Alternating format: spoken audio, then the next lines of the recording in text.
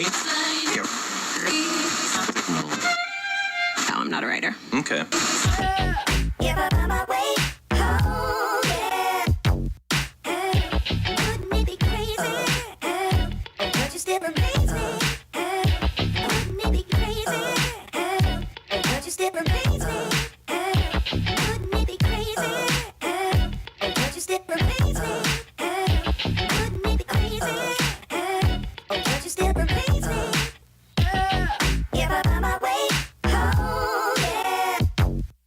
Hey, thanks for checking out Slaynuh Sofa, the podcast created to be your peace among the pandemonium.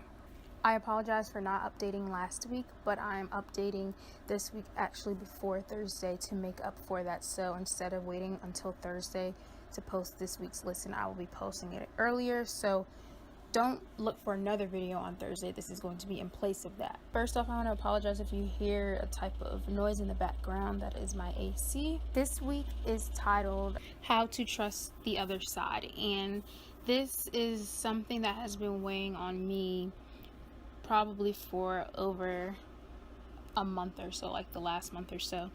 I don't have like a lot planned out, like what I want to say, because this is just something that I'm very transparent about and something that I want to just be so upfront with you guys about. So I am going to share, whatever God I feel leads me to discuss. If you're looking for a type of Christian blog, a type of Christian presence on social media, I definitely recommend following the Transparency blog on Instagram. I will link the actual link in my description. Hannah, I'm sorry if I pronounced her name wrong, but she is a wonderful woman of Christ, and this is just from me, watching her Instagram story, reading her blog.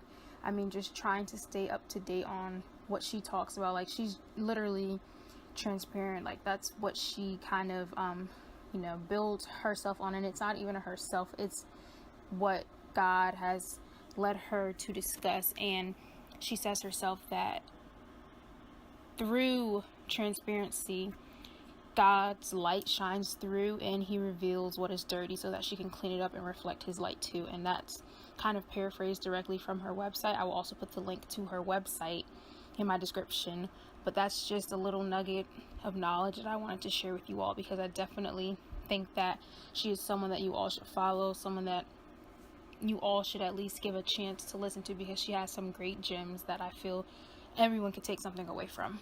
It's so interesting to me that this is something that I'm speaking on, because as I am thinking about this topic, I continuously look down at my wrist tattoo. And I'm going to briefly give a rundown of it, because I believe in my pilot podcast I actually talked about it. But I have optimistic, which means hopeful and confident about the future, in Urdu on my wrist. And that's literally just what the definition means. That is why I got it tattooed on me. That's been my favorite word since second grade, and that's something that I've been embodying since I was a child, really. The bird above the word is a kingfisher bird, and it's a bird that does a lot for its ecosystem, and it glides into the water, but it does so silently. And that's, to me moving in silence. Everything that I do is not always broadcasted, not because I'm trying to hide things or I'm not trying to give God his due credit, but more so I just don't believe that everything that we should, everything that we experience should be, oh bam, this is the first thing that I'm going to do when I get something is post it online. The first thing that I'm going to do when something happens to me is share it with everybody. Yes, God gives us blessings, and he wants us to, show those and show people just how amazing he is, spread happiness and joy. But I think there's a fine line between, just showboating and just sharing everything online. So that's a rundown of my tattoo very, very quickly. Not the best explanation, but as I said, I've already explained it. But this is something that I often do. I often look at my tattoo and just remember that I have to stay optimistic no matter what life throws at me. And I'll be the first to admit that that's not always the easiest thing to do. When things aren't going the way that we want them to go, oftentimes the first thing that we do is get frustrated. And we often ask why. Why is this happening to me? Why am I going through this? why would you give this task to me? I can't complete this. I'm going to be a complete mess during this process and after it's done. And I've learned to start thanking God for these times where I am just completely not sure what's going on. And honestly, that's a lot, because we cannot lean on our own understanding, as the Bible says.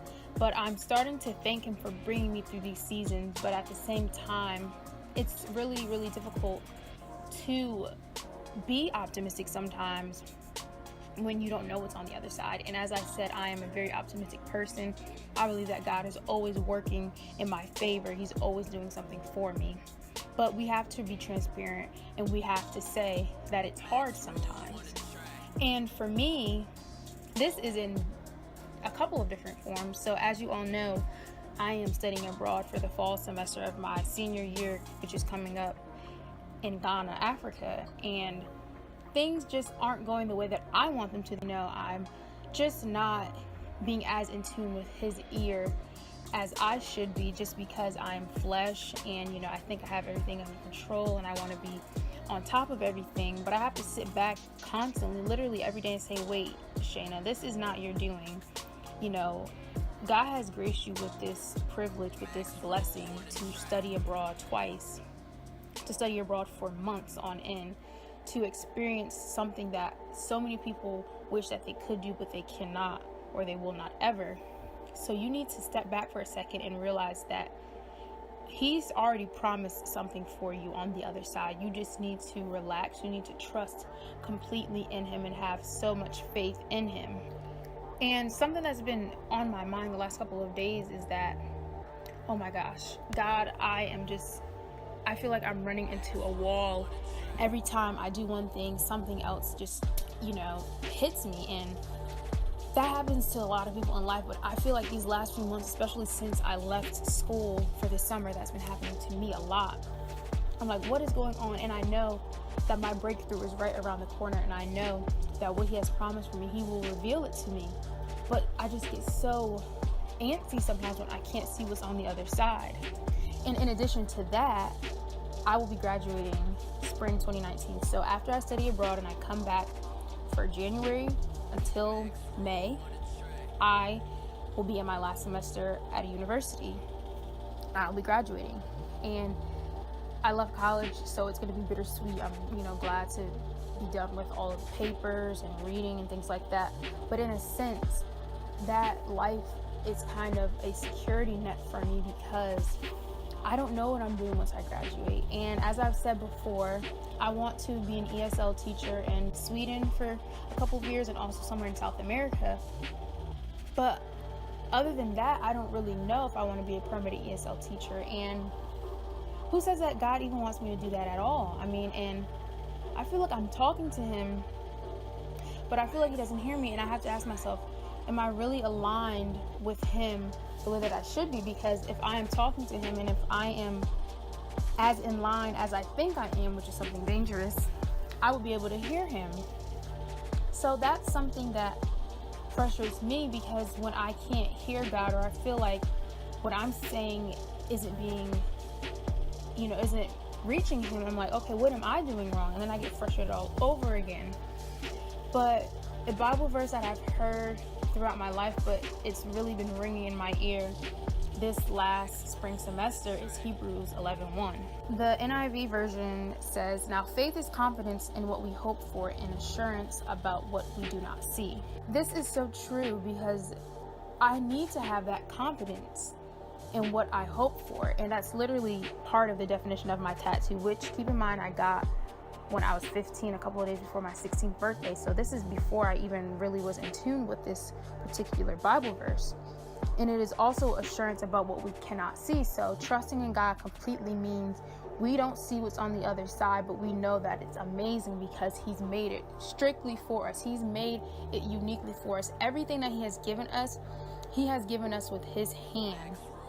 Every good thing that comes into our life, it has been handpicked by God himself, and that is so beautiful. Anytime you receive a blessing, whether you think that's something small like an A on an exam, or being mentally free, or having this possession that you love but you're not worshiping, It's literally all a blessing from Him. And the best part about being a Christ lover and loving God is knowing that I can't see what's on the other side, but I have assurance about not seeing that, because I know that I can't see it, but I know that it's coming and I know that it is there. I'm not really sure where I wanted to go with this message really, but that was just something that was on my heart, and I feel like people around me, some people are being very quiet about it, and a lot of Christians don't want people to see this other side to them, because for some reason people think Christians need to have it all together, need to know exactly, what's going on, which is clearly not the truth, because we don't know what's going on nearly as much as God does. But I hope that this encourages someone out there.